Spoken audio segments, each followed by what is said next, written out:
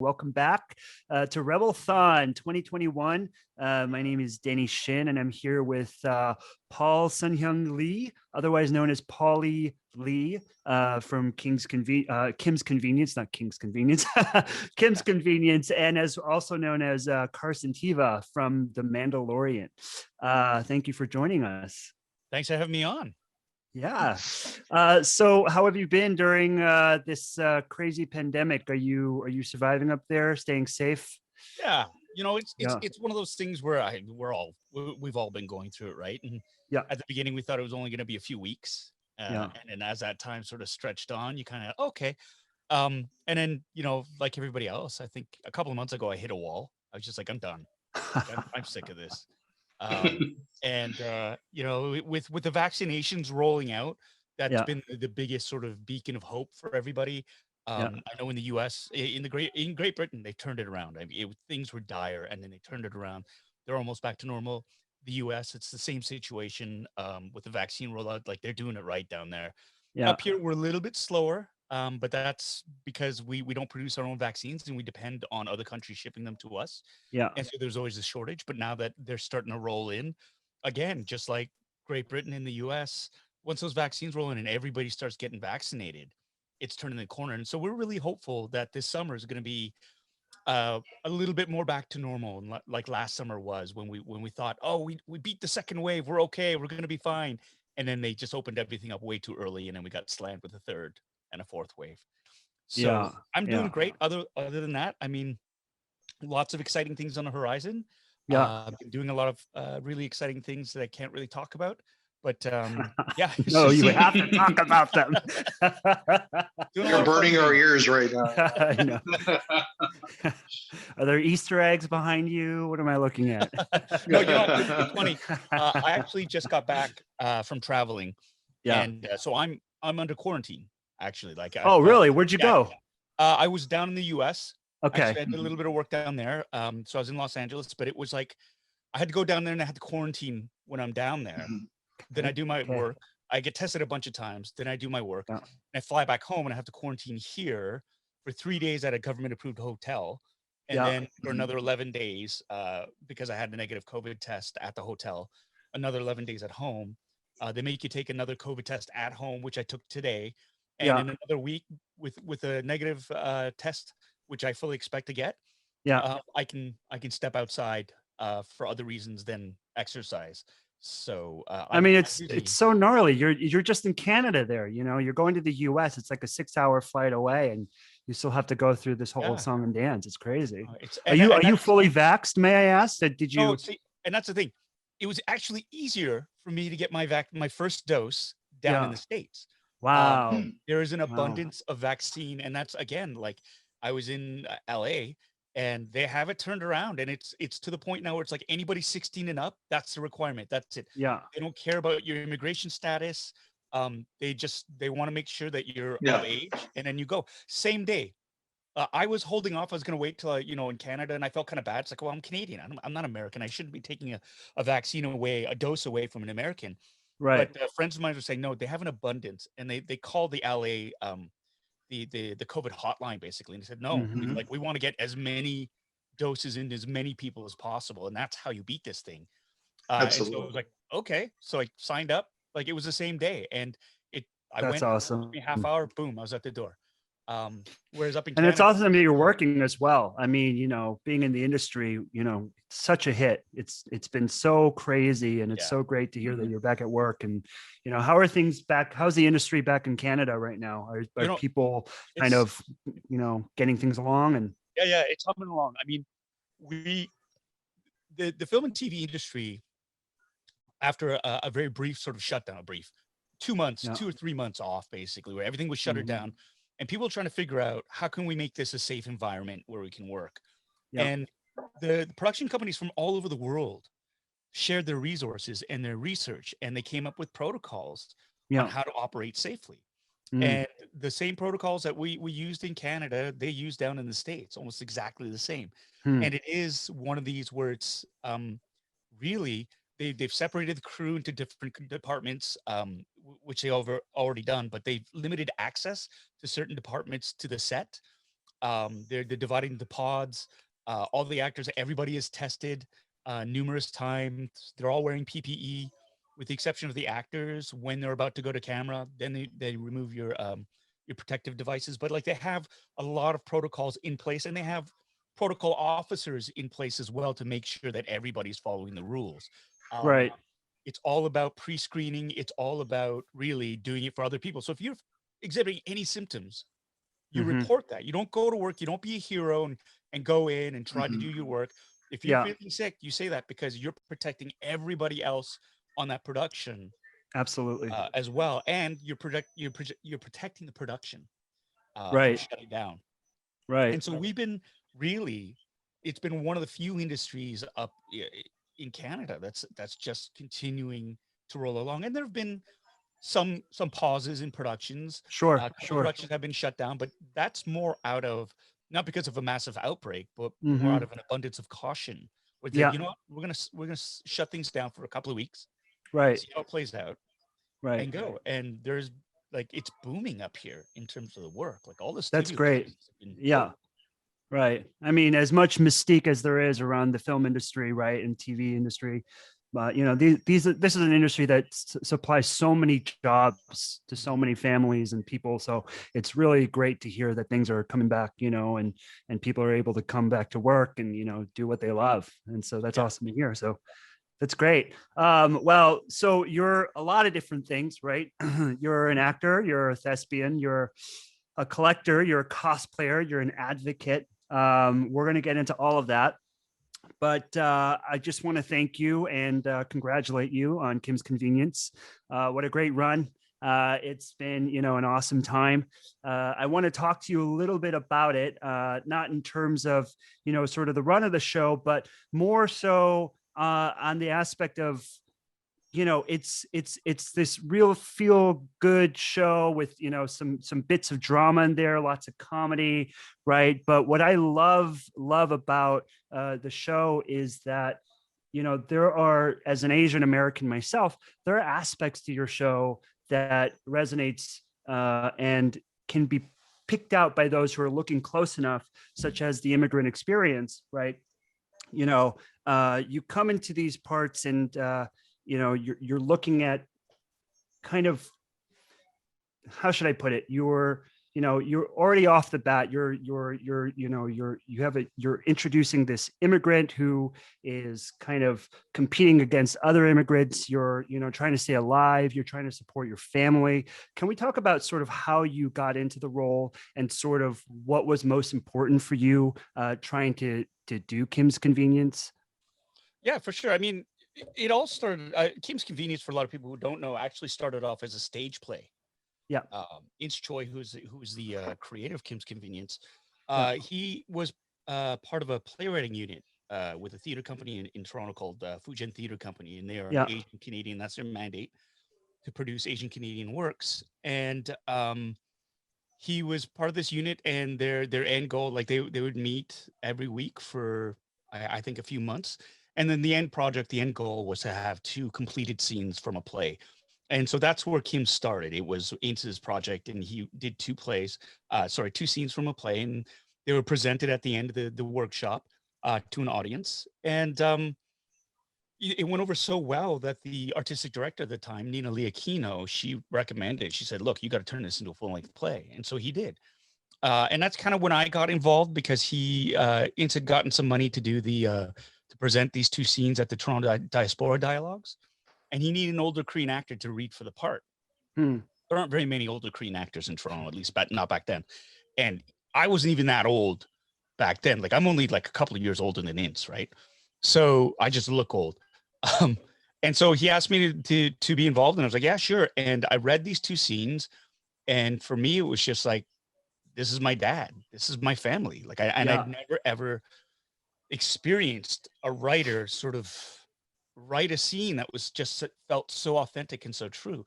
And I knew from that point, like I needed to be involved in this um, in any shape or form. And over the years, Ince would get money to do a workshop. And a workshop is basically you hire a bunch of actors and a stage manager and a director, and they'd come in and they would read the script as is. And then they would give feedback. and have questions about it, suggestions, this or that. And the playwright Ince would take all that information and he'd go through and he'd take the notes that he wanted to take and he'd do some rewrites and then hand them back out to the actors after a couple of days. And we do a public reading. And the public readings always went over really, really well with the audiences. So we knew there was something there. And then finally in 2010, he had finished the play after working on it for about 5 years on and off, and tried to sell it to all the theater companies in Toronto, and none of them wanted to have it. None of them would buy it. It was an immigrant story. It was too simple. It was this, it was that. It was just like, yeah. So because he had worked on it for so long, he needed to see it once, at least once on stage, fully realized. So we entered it into the Toronto Fringe Festival. And we all basically volunteered our time to go into it. And, it became a smash hit.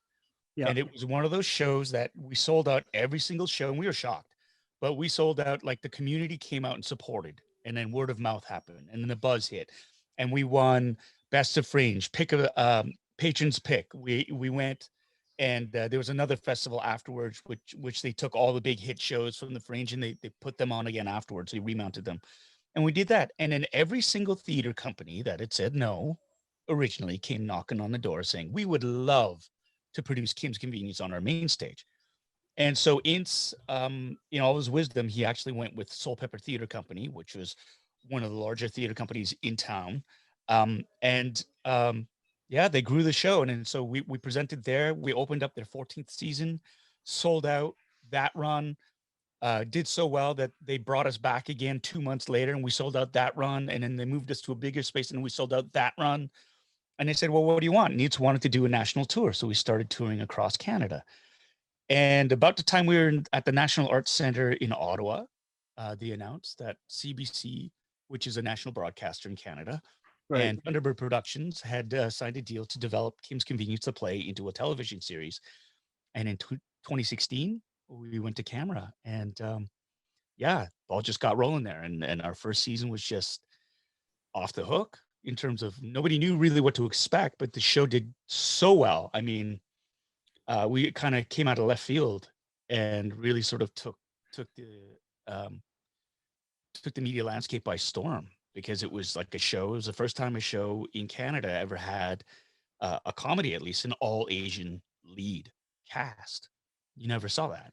I mean, and Paulie, you're touching upon something that's so important for us as Americans should know about, the Canadian art scene, is that the CBC is a publicly funded government organization that supports, stories that may be underrepresented, and trying to bring them to life and make them, available on the mainstream. Can you talk about what that is like? As an American, we don't really have that. We have PBS, sure, but we purchase things and we bring things in, but we don't have things where we are encouraging and nurturing voices in the same way. I mean, that must be such a great gift for you as an artist. It is. It can be. The only thing is the CBC is criminally underfunded. Yeah. Right. So when you have this, or it's like PBS, but they have the marathons, and they come and donate basically. Yeah. But in terms of public broadcasters around the world, Canada, we actually, from the taxpayers' money, and it's hilarious because the big cry is defund the CBC. We should get rid of it. It's all propaganda. It's a communist sort of. It's ridiculous. It's like, no, it's promoting culture. Right. But what it is it's underfunded. If you compare to the BBC in Great Britain, they take a much bigger, like per person. I think I saw the numbers. Like I think in Canada, it's like $1.91 or something per person goes to fund the CBC. In Great Britain, it's something like $14 or something. So there's a disparity there. So CBC, they try to do their best with what they're given in terms of the budgets. And Lord knows there've been enough governments in power that have tried to defund and destroy the CBC and stack their board of directors with people who are, who are not fans of the CBC, so to speak, and make it more efficient and whatnot. Yeah. But I think it's important to have a public broadcaster to tell these stories, because to be quite honest, I mean, with the other broadcasters too, you look at it, they're there to make money. I mean, that's what it is, the bottom line. We need to make money for our shareholders, or this. It's for profit. where CBC Sure. is not for profit, right? It's for culture. Mhm. Yeah. And the things, there's goods and bads with both of those. I think Mhm. one of the cool things that I noticed when I going down to Canada, from Canada to the US, is everything is possible in the US, Mhm. right? It's like, you know, like, okay, well, how do we get this made? What can we do? What do you need? And how could, you know, and there's, because there's Right. so much competition as well, but everybody's trying to make stuff happen, which is great. Right. Canada, it's a much smaller piece of the pie. So it's like, okay, so I've got this idea for show. It's like, I don't know if we can get funding for that. Oh, It's yeah. gonna be tight. Yeah. I'd Have to imagine find that'd be yeah. difficult. Yeah. So, Yeah. and it makes it a little bit harder sometimes to sell things, especially, I mean, it used to be Yeah. when it had an ethnic slant to it or cultural slant to it. If it wasn't mainstream, it's like, I don't know if there's gonna be an audience that's gonna watch this, So right? what was the like so you know Kim's Convenience is many different things. What was the prompt? Is it about a working class Asian person, or is it about the immigrant experience, or is it about being sort of the nexus of a community, right? Well, What it's was all the those things really. I mean, yeah. at the simplest point. Sorry, I'm just putting all my notifications, turn them off. Yeah, it's fine. Getting all these things. Um, I mean, it really is just a story about family. Mm, It's not meant to really be like the beacon or the like. It's not meant to represent every Korean family or every right. Asian family. And I think Sure. that's an unfair thing that people put on a show when Sure. it's the only kind there is, right? It's like, Sure. I used to hear the criticisms of Kim's Convenience and people go, well, that's not a Korean family. I grew up with a Korean. That's not my. It's like, it's not supposed to be your family. This Right. is a Korean family, not all Korean family. Ah, And the character I play is based on my dad. That's who, right. like, the voice is his. It's all this stuff. And my dad's journey is different from your dad's journey or somebody Sure. else's. But he's not meant to be all Korean dads, right? Sure. And so I think there's an unfair expectation that's put on when you say, well, it's a show about immigrants. It's meant to represent all immigrants. No, it is an immigrant story, but Right. really at the core of it, it's really about a family that loves each other, Right. that's just trying to make their way in life. And that's one of the beautiful reasons why I think a lot of people have been able to relate to it, because they didn't have to be Korean, but Yeah. if they know that dynamic of old school parents, new generation kids, and they're both really trying to make their own way. And they have a little bit of difficulty communicating sometimes, right? Because, and I have this with my sons, right? It's like there's the way I was raised and what we used to do, and the way Right. things are right now for him. Mm-hmm. And they're different. And sometimes I don't understand what the hell he's doing. And it's like, well, why are you doing it that way? It seems so hard and so convoluted. It's these are relationships like Kim's Convenience would have, but seen through the lens of first generation Canadian kids with their old school parents, immigrant parents who still have that sensibility of their motherland, right? And Right. so there's something I think intrinsically recognizable from for a lot of people when they see these relationships between fathers and sons and daughters and mothers and sons and daughters and grandparents and the dynamic between friends as well. And that's all it's really meant to be. But I've had people from Greece, people from Brazil, from Fiji, all Mm-hmm. not Korean, saying, that's my parents. These are my Mm-hmm. parents. These are the struggles that we've gone through and stuff. And they Right. recognize themselves. And I think that's why Kim's did really well, is because it was so kind of almost so specifically Korean, because we played that authenticity of the relationship, but as well with the Korean culture, Right. that it became universal, right? And so people are like, we're not Korean, but man, my Greek dad is the same thing, does the same thing as Absolutely. And it's interesting. And the reason why I love talking about Kim's Convenience is because I go back to this, one interview where you mentioned that you were surprised to hear that Dave Filoni was a fan of Kim's Convenience, and literally everything that you said right now. And I don't know Dave Filoni. I've never spoken to him before. I could only imagine the things and the ideas that you're discussing right now about that show definitely applies to sort of the way he thinks and the way he approaches his material. I'm curious to know if you've ever had a conversation with Dave Filoni about sort of these same kind of like, migratory familial experiences as it applies to the Star Wars world, because at the end of the day, it is about family and it is about legacy and how to kind of survive, right? Yeah, not to that depth, I'll admit. Sure. We have discussed it, not to the same depth as we are having right now. But I mean, Yeah. Dave is a very, I mean, he's very sensitive and empathetic to that Yeah. journey. Like, Yeah. and like, he truly believes in that representation. Like, he's a strong believer in that. And I think it's reflected in the work that they've been producing, right? And the inclusivity and the opening up and the diversification of the cast, I think, has been great. And he's been really, really wonderful in that way. And it's something that I think really speaks well of him. I mean, he's just a great human being. Also, I mean, I can't say this enough about Dave. Dave and I, though, our relationship is it's really cool because I met him through Deborah Chow, and Deborah Chow is one of the directors on Mandalorian. Which I'd love to talk to you about in a little bit. Yeah. Wow. Yeah. How do you know Deborah Chow? That's awesome. Well, I mean, I'll talk about it right now because we worked together at the same small theater company way back in the day, That's like 26 years ago. That's awesome. awesome. When I met Deb, when she was an aspiring filmmaker. And she was working in this bankrupt theater, and so was I, right? And so it was great because she asked me to be in a short film that she was shooting. I was like, yeah, of course, I'd love to be in that. Like, just out of school for acting. She's a filmmaker, yeah. And so I spent a day shooting this. It was kind of like a gumshoe movie where I played like a sleuth I had the trench coat and the fedora, and it was all without sound. And we were going through and just shooting footage of me in Chinatown in Toronto looking for something. And then she disappeared. And I didn't see her again until 2018 at the Unforgettable Gala in Los Angeles, my first time ever in LA. And she jumps in front of me and goes, hey, do you remember who I am? I'm like, Deb, yes. So, and I was like, where did you go? What the hell happened to you? She said, well, that film you were in got me into Columbia Film School. I was like, get out. She's like, yeah. So she became a director. I was like, that's amazing. So she's like, what are you doing? Like, what are you doing in town? She's like, well, I'm working on a show called The Mandalorian. I was like, oh my God, are you kidding me? I was like, that's fantastic. She's like, yeah, I've been trying to get in touch with you because Dave Filoni is a big fan of Kim's Convenience and he wants to write something for you. And I was like, come on. Bonkers.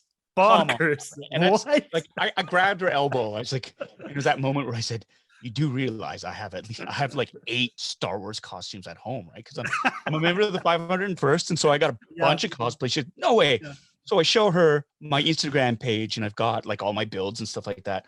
And she's like, oh, send them to me, and I'll text them to Dave. And so she did, and he texted back right away. He's like, oh my God, he just show up in costume, right? And so it was hilarious. So it was like, she said, so she invited me to set for a set visit. And I was like, what? So that's how I got in to watch a bit of season 1 being filmed. Yeah. And then that's when I met Dave, and we hit it off like a couple of nerds on fire, which is great. And the thing about Dave is he's exactly how you would think he would be. He's very unassuming. He's very humble. He's very grounded. He's very kind, very smart, and he's very funny. Yeah.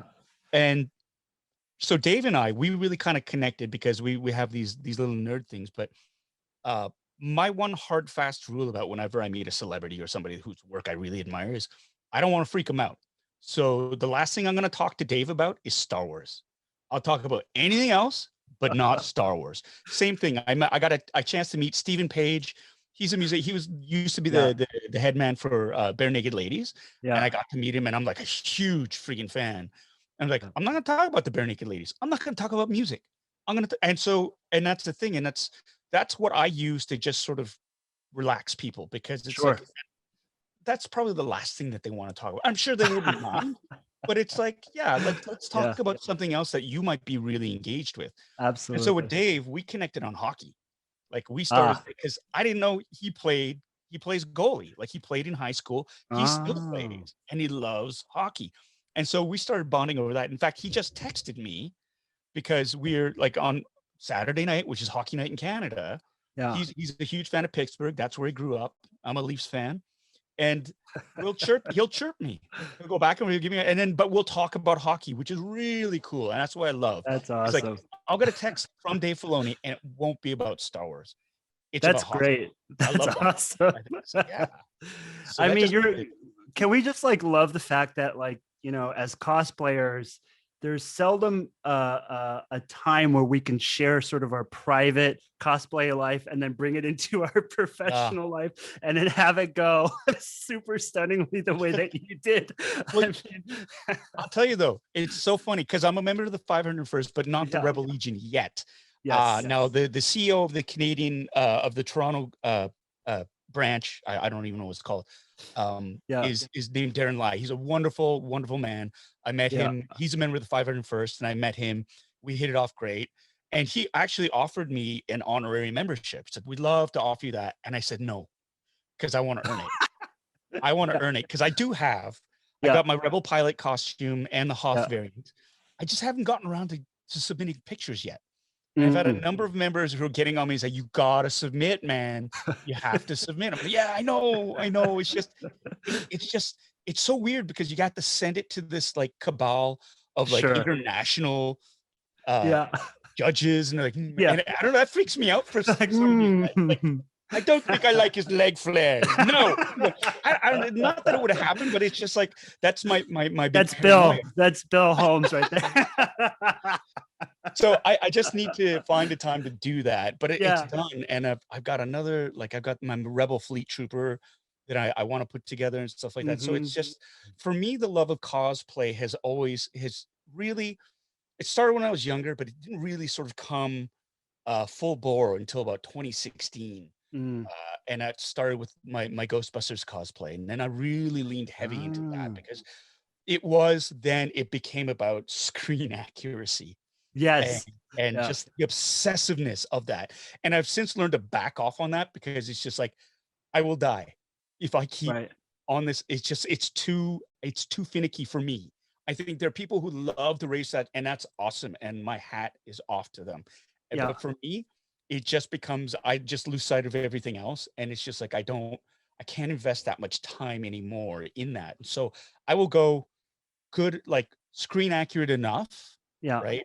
And good enough for me. I won't go like, in the 501st, like if you've got a TK, there's just the basic level approval and there's step up and then the Centurion. And that's like to the point where you have the accurate like hooks on the back. I'm like, no, man, if no one's going to see it, I don't want to do it. But everything up front, if it looks copacetic, that's what I really need. And so that's the level that I'm comfortable with, but I still want it to look like he stepped off the screen. So so before we go too deep into the cosplay stuff, going back to the Mandalorian, Carson Teva, you're a New Republic officer. You're donning the orange. What's so ironic about the costume or uniform that you wear in the show is that it wouldn't pass Rebel Legion guidelines because you have different gloves, you've got a different suit, it's got a mismatch. Can we talk about your costume for a second? Because it's badass. Well, and it's going to be a new CRL. Did you have a say? What's that? Yeah, no. There's got to be a new CRL basically, and somebody's actually approached me and said, you would be the first person in history to like be the actor or the person who portrayed the character and is the CRL, and that just makes my mind like short circuit. Let's talk about this because it's really fascinating because that whole idea of screen accuracy too, because the jumpsuit, the orange flight suit was tailor made, which is wonderful, but all the elements are from Rogue One, all the other elements. So the flak vest is Rogue One because it's got the little diagonal cuts to it. The chest box is a Rogue One chest box, and I think it's from Faraway Creations. I think created a bunch of those, did those. The helmet, I believe, is from Faraway Creations as well. A guy named Phil Ippolito did the painting, the scheme on it. The gloves are they're the cloth Rogue One gloves with so sick on. I love them. They're great. Yeah, and then the flares. Even somebody asked me about the not the flares, the code pins, the code cylinders, and they're not the metal code cylinders. They're resin cast, and they're all they're shapes I hadn't seen before, right? And it's just like, and they're not uniform. So there's 3 different code cylinders, and they have different shapes and forms to them. Wow. Okay. The boots have a zipper up the side, on the inside, and they're like not like motorcycle boots, but close, like engineer boots almost, basically, right? Like you see them, and the leg flares again, they are oh sorry, the belt, the flares on the belt are the Rogue One style. So they're not the just the plain cylinders. They're actually, if you I looked it up too, they're the compressed air bits that they're, so that's a Rogue One Yeah. usage. And but that's what they do. They'll take all the different prop resources and costume resources from all the films and Yeah. they'll funnel them into these productions to save time and money, basically. Huh. But again, it comes down to the costume, the wardrobe designer, the costume designer. Season 1, it was Joseph Porro, and season 2, and continuing on is Shauna Trippick. Mhm. I was meant she's so cool. Like she's awesome. Like she's like a nerd's nerd. Like she's like in tune with all the things that goes on. But in season 1, you'll notice that the episode they had the Rogue One style where it was the shiny, satiny, puffy Yeah. kind of collars. Yeah. Yeah. She didn't like that. She wanted to go back to the old school, the original trilogy jumpsuits, and that's why Yeah. in season 2 you see us in those, but the gloves are a little bit different, obviously. It was still a different material, right? Was it what was it? Was it like a Cordova? Was it like a thick ballistic nylon? What was it the suit made Yeah, of? you know what? It I'm trying to think right now, and the closest it was kind of like a work glove material. It was like a heavy Ah. twill. I mean, they weren't used for um were used for warmth. They're not for warmth. I know that. They felt more like a work glove, actually, to be honest. Was it hard to sit in? Oh, you mean so you mean the jumpsuit? Yeah, the jumpsuit Oh no, itself. I'm sorry. I was thinking of the gloves or whatever. No. That was just that's cotton polyester blend. Oh. You know, just it was, and there's something about, and everybody know if you've ever bought something off the rack versus having something tailored to you, Yeah. the difference is night and day. And Oh, so, okay. like I Okay. have my own Rebel jumpsuit, and I Yeah. got it from a Novos, and it's like Yeah. a size XL. It's a one size Yeah. fits all. Uh-huh. And I put it on, and yeah, it's baggy in some spots, and I could Mhm. hire somebody to take it in and do all that stuff.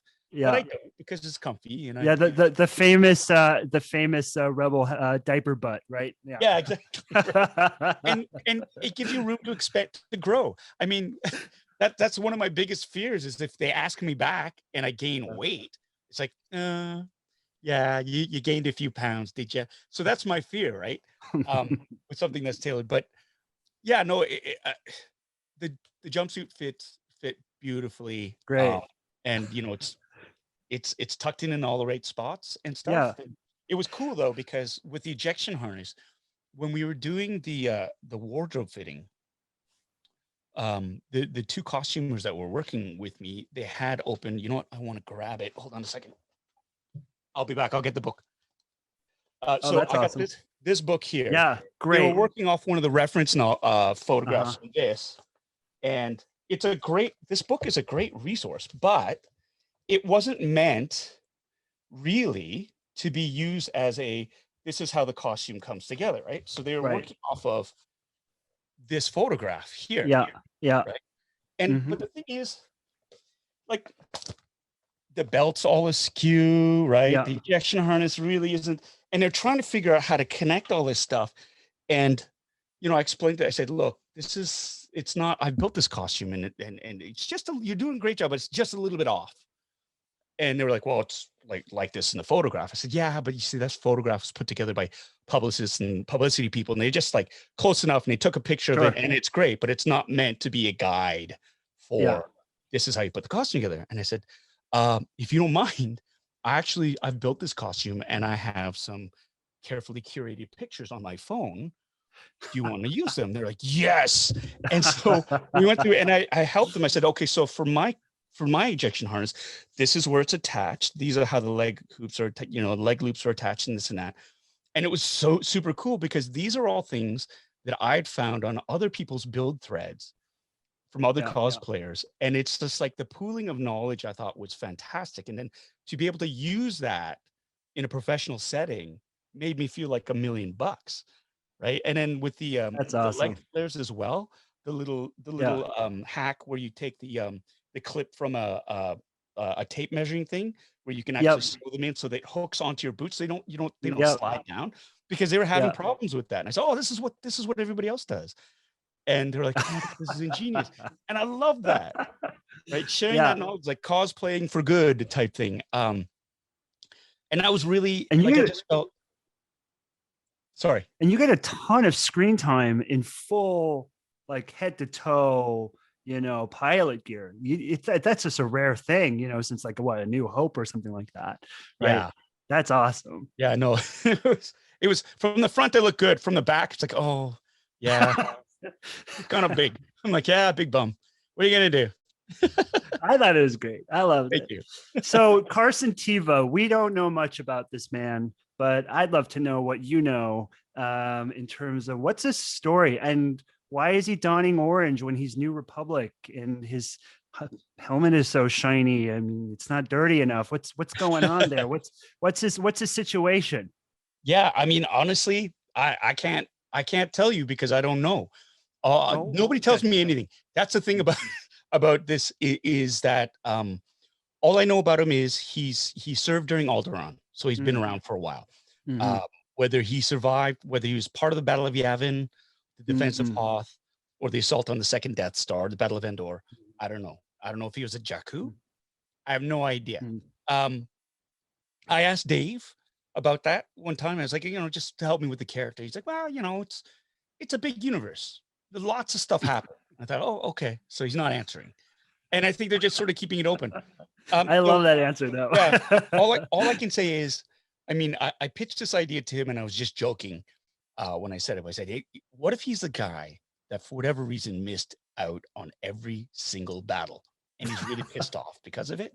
And so they shunted him off to that's why he's patrolling the Outer Rim, because he screwed up so many times. So Battle of Yavin, it's like, he had diarrhea, he couldn't make it to his ship. And Hoth, he just like, it's all this terrible stuff where he just keeps missing the battle. He sleeps in or whatever. And Dave was like, haha, no. But yeah, it's I think he's one of these guys that has obviously been around long enough to survive. And I think that's a rarity for Rebel pilot. Like what's the average lifespan for Rebel pilot if you're not named Skywalker or Antilles, right? So you're like, all right. And I think he's been around a long time, and I think it's because he knows how to survive. He's wily in that way. Like he knows you can't adhere strictly to the letter of the law, and he knows that he's out there, that he can't do it by himself. It's a suicide run, and that's why he's building relationships with everybody as he patrols the Outer Rim, because I akin him to like the old school marshals of the Wild West. They go through limited resources, limited manpower, but when they do show up, there's going to be trouble. I mean, that's the thing. They're badass enough that if one of these guys rolls in, then you're like, okay. But he's also smart enough to know when to pick his battles and who would be good to be allied with. And I think that's why he lets Mando go. He sees that. He says, he should be under arrest, but these are trying times, and he's piecing together what's going on. I mean, that's why he tries to recruit Cara Dune. He sees something out there, and he knows nobody in the core world is going to believe him, right? And so the only way they can stop whatever's happening, and he knows it has to be stopped, is if all these systems work together. And so I think that's really exciting. And I'll answer this question right off the bat too, because I think you can ask this. Is like, I have no idea what's going to happen with the Rangers of the New Republic or Book of Boba Fett. I would love to be part of any of those things. The truth is, I've not been approached by Lucasfilm or anybody regarding any role in any of that. I would absolutely adore being part of those in any way. It's my character. I think many of us would. I think many of us would you. love to see Carson Teva. Yeah. Well, I mean, he exists in all those shows, right? Like that's the same timeline. Right. And so it would be nice. It would be really nice. Yeah. And I got a little bit of free time on my hands now that Kim's is done. That, hey, give me a call. But this is a cool character for me to play too, because when the call came in from my agent, she said, Lucasfilm called and they want to know what your availability is. I was like, yes, whatever. I will cancel. I will do anything. And my availability is yes. Yes. And I didn't know what the role was going to be. Like, this is not. Yeah. I mean, first of all, they were offering me the role. They weren't asking me to audition or submit a tape. They were like, they want to give you a role. I'm like, yeah, you do it. But but I had no idea what it was. And I said, do you know? Can you ask what it is? And she said, they gave her a code name because they're so secretive. She said, oh, it's this. Right. And the code name was Foodie Pilot. I said, what the hell does that mean? Foodie Pilot. But I was also convinced that I was going to be under 15 pounds of latex as well. So no one was ever going to see my face, right? And they go, yeah, sure, that was you, Paul. Sure it was.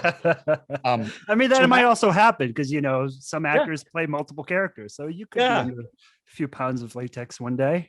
There you go. But it was really cool though, because it was like you said, I did to show my face. Yeah. And then I got a character name. Yeah. I wasn't like pilot. I wasn't Foodie Pilot. And you know, that wasn't like, I got a character name.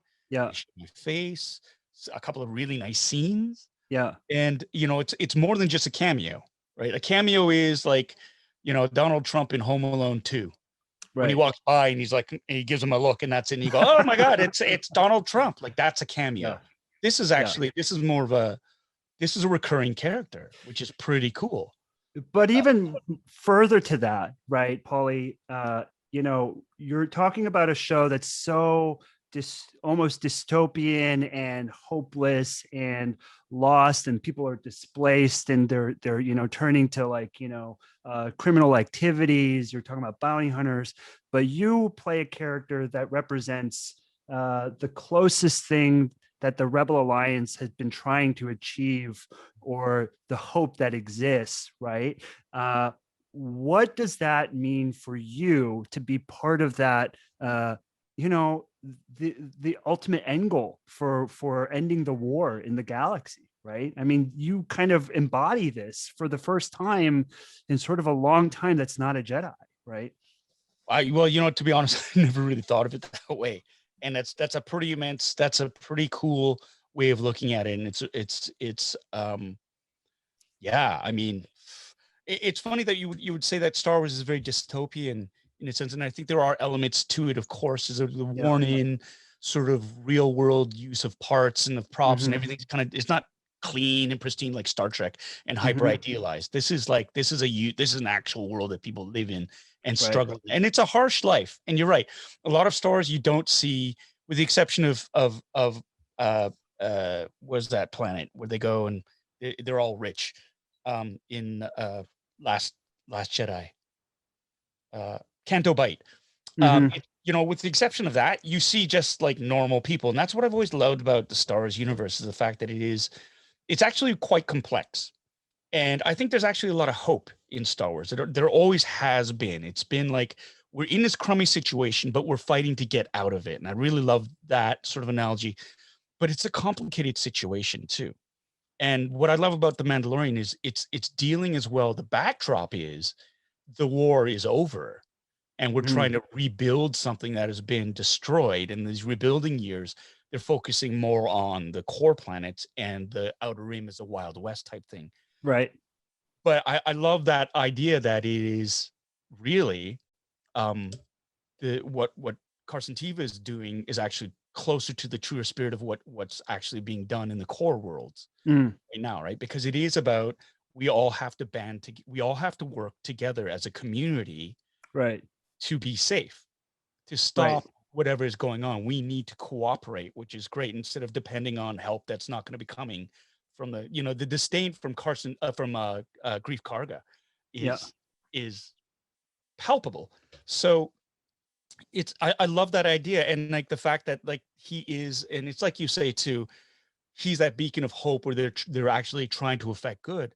I think ultimately, you know, that they fail, because the First Order comes out of nowhere, not out of nowhere, but the First Order gets to rise to power, and they take out the core worlds.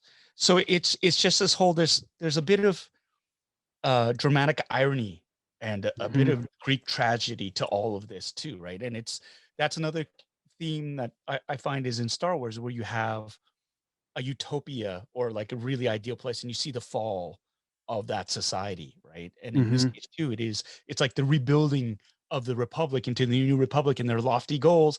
And we'll see how far it takes us, because it's supposed to be another 20 or 30 years before the First Order comes back.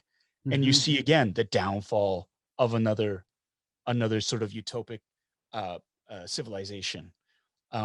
Now, And I believe there's been reports about making a connection between the Mandalorian and the Rise of the First Order, or the sequel trilogy, right? And as a fan yourself, where does that put you? I mean, were you a big sequel stan, or are you kind of an OG guy all the way through? Yeah, I'm an OG guy, I have to admit, but that's because it was in my wheelhouse. That's Yeah, when I saw it. It left its mark. That it imprinted. yeah, I imprinted on those three movies. yeah. That's not to say like my eldest, he's like prequel hardcore because those Uh-huh. are his movies. Those are his jam. Yeah, And he's yeah, like yeah. he's also the resident Clone Wars expert Yeah, in the house, right? Like so that's that's his awesome. jam. Yeah, yeah. And the sequel trilogy went in with really, really high hopes. The first movie, I thought, the first movie was sort of like, okay, we want to sort of bring it back to center and give everybody like a taste of what's going on. I thought it was a really great beginning, even though a lot of people thought it was really derivative of Star Wars, A New Hope. The second one, I was a big fan of Last Jedi. I Yeah. was, and I think a lot of people want to fight me on that, and that's cool. But I liked it because it was different. They were going off. They were really, really going to go off in a different direction. And I found that exciting. Like I really wanted to see that. And then with the outcry over that, and then the subsequent trying to retcon it and fix it, I think that's like, in my opinion, the worst case scenario, because it just tried to pander to everybody, and it was Yeah. just kind of a mess because it didn't quite fit in. And that's unfortunate. And so to see that happen, I mean, it didn't dull my love of Star Wars Right. one bit. I was still excited because they were making Star Wars. I was excited because Same. I got to see these things, man. Like when Return of the Jedi was done and they were done, I was bummed because I was like, Yeah. they're never going to make another Star Wars. Right. And then when the prequels came out, I was so excited. And then when that was done, I was like, well, I guess that's it for Star Wars. And then so it's like we might not all agree on which movie was our favorite or which movie was the best or this or that. But I think that for fandom, it is really sharing our love Sure. for these things and appreciating things that other people might love way more than we do, and not vilifying or saying you have no taste or you have no idea what you're going on about. Mm. It really is about, hey, we have something in common. We both love this franchise. Mm. Let's share that love and really lift each other up instead of like being gatekeepers and tisking and going, you have no idea. And that I find that's such a waste of time. It is such a waste of time. I really, I think fandom has been leaning that way in a little, a bit too much. It's really easy to punch down, and it's sort of like, I don't know why. I don't know why we would bother to do that. Just enjoy it, man. They're movies. Well, Enjoy them. I think you should be totally proud of the fact that you're part of this movement that brings everyone together in this fandom. Like you are, you are this show has brought everyone back together. They brought the family back together, and you're right there, as part of that. So thank you for that. Oh, that's really great. But I'm just lucky to be along for the ride, man. I tell you. But I have an important question. Are you ever going to cosplay yourself? Oh man, that's so weird. That is so weird. Yeah, I know. It's just, I would have to make so many changes to my costume. I'd have to get the proper gloves. I'd have to change the belt, the flares. You just have to get a new one. I mean, that's and a new helmet. Yeah, I got to get. Yeah. Actually, I've had offers from people to Frank. Actually, he offered. He said, if you can get me a helmet, I'll paint it for you in the same style as on the show. I'm like, oh, that's awesome. On that, yeah. That's awesome. Yeah. It's weird. I don't know. Is that too weird of a flex to do that, to cosplay as yourself? I don't know. I would love it. I'd love to see it. I mean, Celebration is next year. It's going to be the roaring 20s after the pandemic. Everyone's going to be out without masks. It's going to be great. I mean, watch me saying that age miserably in a year. But yeah, but that'd be awesome. You're onto something. So, it is interesting because I think, if I'm not mistaken, you don't actually cosplay any characters, right? It's always, generic. Is there a reason for that? Yeah. I'm sort of, I love it. If people I love cosplayers when they want to be very character specific, Mm. and they're confident enough to pull it off. Because I'm so limited with my beard and lack of hair, I don't like wearing wigs, and I'm not going to shave my beard. So that sort of limits the types of, like, if you want to go all out in character and stuff like that. And for me too, I mean, in terms of the cosplay that I choose to do, I try to find stuff that is a little bit more comfortable for my body type as well, right? So me cosplaying as Luke or as Han, in my mind, wouldn't quite work because I'm much huskier than either of those gentlemen. Although I could do old Luke now. I think I could do the sequel Lukes for sure. I could do that. I was really happy when Boba Fett came back, because I'm like, oh, I could totally cosplay as him. Like Yeah, that's like dad that's bod awesome. Boba Fett, like badass. It's like, yeah, I That's can pull that. awesome. I could do that. Yeah. That's great. But there's something to me about, and it's sort of like, that's hand in hand with my own OCD as well. Is just Yeah. like, if I'm gonna cosplay as a specific character, then I really want to look like that character too, Mm. right? And that's just my personal preference. It's just like, I want to be able to like, oh yeah. So for a while I was like, Baze Malbus. Good Lord, I'd wear a wig for that. I would wear a wig for that, and I'd shave a little bit to do that. But I'd go for Baze Malbus. And then I saw the costume, like how to build, like what would be required to build that.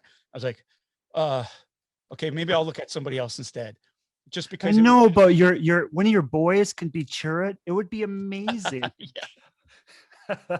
See, the thing is, awesome. I love my boys, but the thing is, they're sort of like, Halloween is like this. I want to be this for Halloween. Like, great. It's like, so when can you build it? Oh. And so that's why it's sort of like, no, when can you build what you want to wear? And I help them, but then they've realized and gotten, oh, and their costumes have become simpler and simpler and simpler because I'm making them do the majority of the work on it, right? So yeah, no, I don't. And as well, I enjoy just sort of the anonymity of being able to wear a helmet. Mm. And just sort of, when we're trooping with the 501st, I don't want to be a distraction. Mm. I want to contribute in a way that isn't going to be disruptive and stuff. Right. If it helps a fundraiser, or if it helps bring people in, then I'll happily take off, or I'll wear my officer's uniform. And then people are like, oh, and they want to line up, and that's great too. Like I will absolutely do that, but I don't want to make other members of the Legion or anybody else that I'm cosplaying with feel put out. You know, that it's like we're all part of a team, and I want to fit in. I want to do my part. I don't want any special I don't want any special treatment. Ticker tape parade, the whole thing. Yeah, no. It's just I'm there to celebrate my love of cosplay with everybody else. That's great. So how long have you been cosplaying for? How long have you been active? Oh, for the 501st, I first got approved in 2018, and it was a TIE fighter pilot costume. Yeah. So that's really recent, huh? Yeah. Yeah. And then this pandemic's really slammed the door on a lot of trooping opportunities too, right? But it's a lot of that is also because I've been super busy with just work and stuff. And so I just haven't had an opportunity to kit up and go out. But the times I have, I mean, I've met some of the most fantastic people in the Legion, and a lot of them have crossed over. They're also members of the Rebel Legion as well, right? So the 501st and Rebel Legion and the Mando Mercs, they're all really cool people, and that's what I love, is that community of people who are doing something for others and still having fun with it and supporting each other. I think that's the most ideal set of circumstances that if I'm going to go out and do something with a group of people, then I want like-minded people who are selfless and who are doing things for a greater cause. And I think I like that. That's what drew me to both of these organizations as well, is the people in them. I mean, the Star Wars was the hook, but the people in them are the reason why I want to keep doing it. Right. You know, instead of just taking an honorary membership and just sort of showing up every once in a while. It's just like, I mean, absolutely. People put their hearts and souls into these costumes. It's their lives, and the Legion has done an incredible job at, sort of evolving over time. And, it's interesting because Bill's right here, and him and I have had conversations about this. How do we, during such polarizing times, how do we keep the organization to be inclusive and as progressive or, malleable and flexible for everybody, right?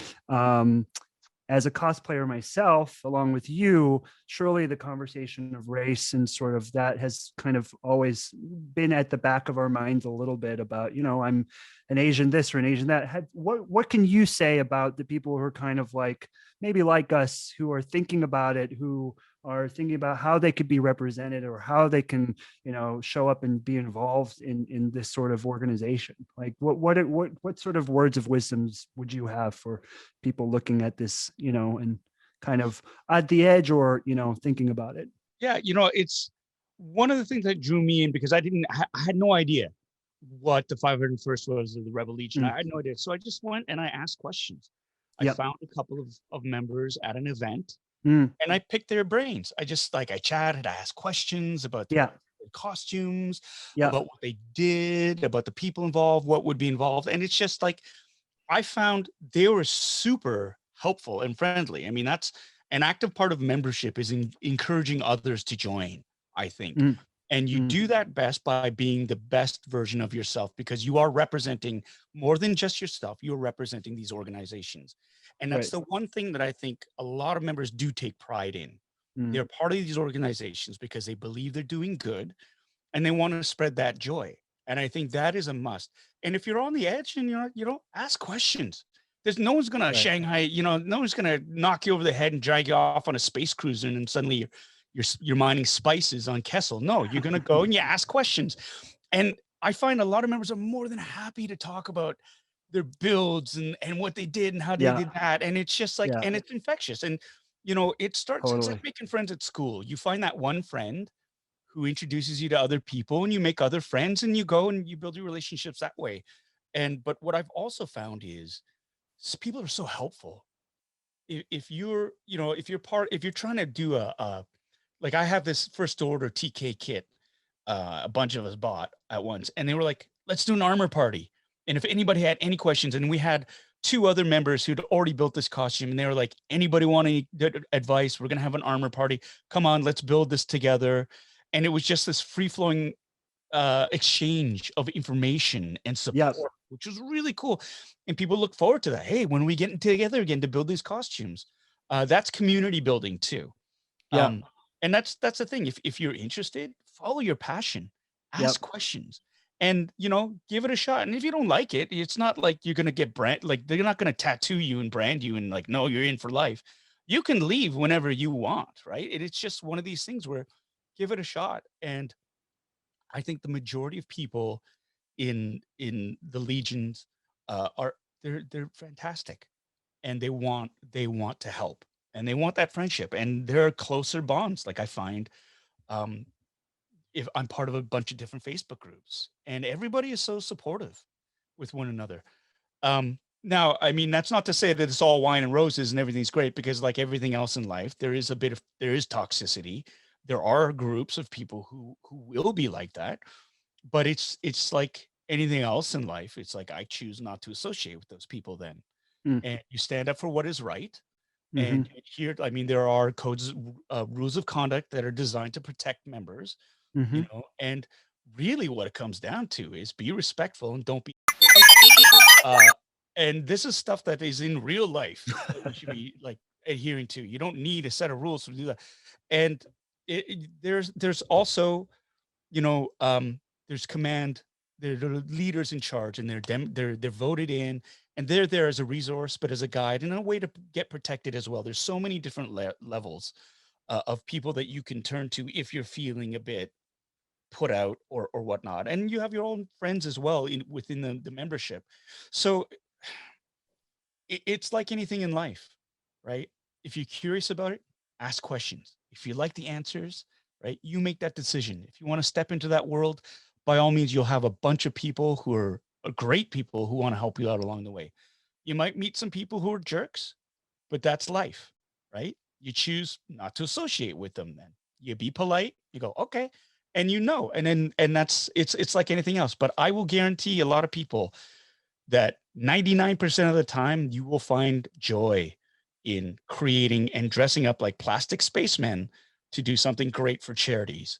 And when the first time you get kitted up in your cosplay and you see somebody's face light up because of the way you are dressed, you will be hooked. And it is this wonderful feeling. And I also have to say it's a slippery slope because one costume is often never enough.